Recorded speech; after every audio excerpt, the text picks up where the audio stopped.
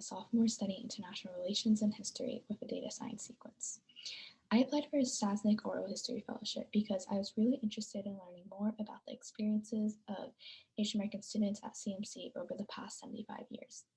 This idea came from my own experience as an Asian American student at CMC and also conversations with other students who also identified as Asian.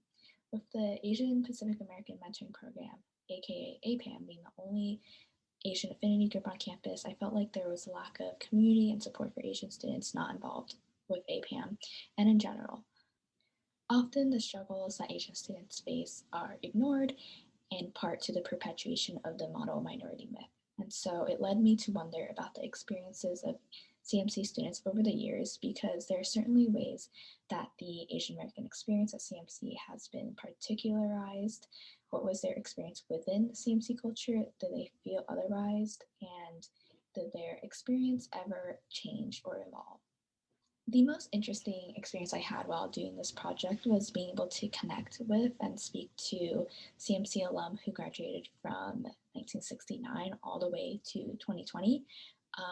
I knew that I wanted to get a range of people to interview, but didn't know if I would be able to get contact with a lot of them, and especially with alum who graduated in different years. So this leads me to what I did not expect while doing this project. All of my interviews experiences were really different, especially when comparing older alumni to younger alumni. And, these experiences really did change over time.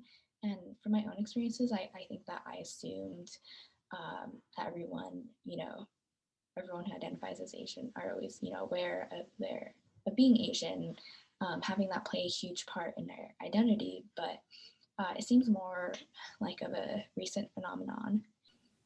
It's also really interesting to parallel these experiences, these alums' experiences, to the context of the time that they lived in and larger societal factors.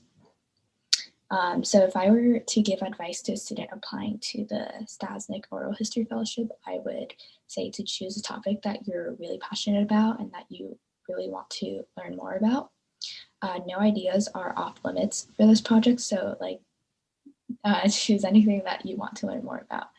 And it really does make your project a lot more fun. I had a really amazing time with my project, and I didn't want my interviews to end, and I really wish I had the funding and opportunity to be able to talk to even more alum.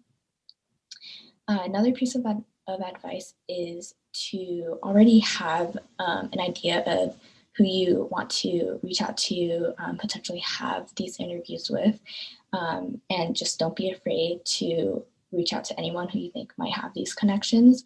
I think that finding people to interview and arranging those interviews is probably like the most logistically complicated part of the whole entire process. So if you already have an idea of who you might want to interview, that's like really great, and definitely start there. Thank you.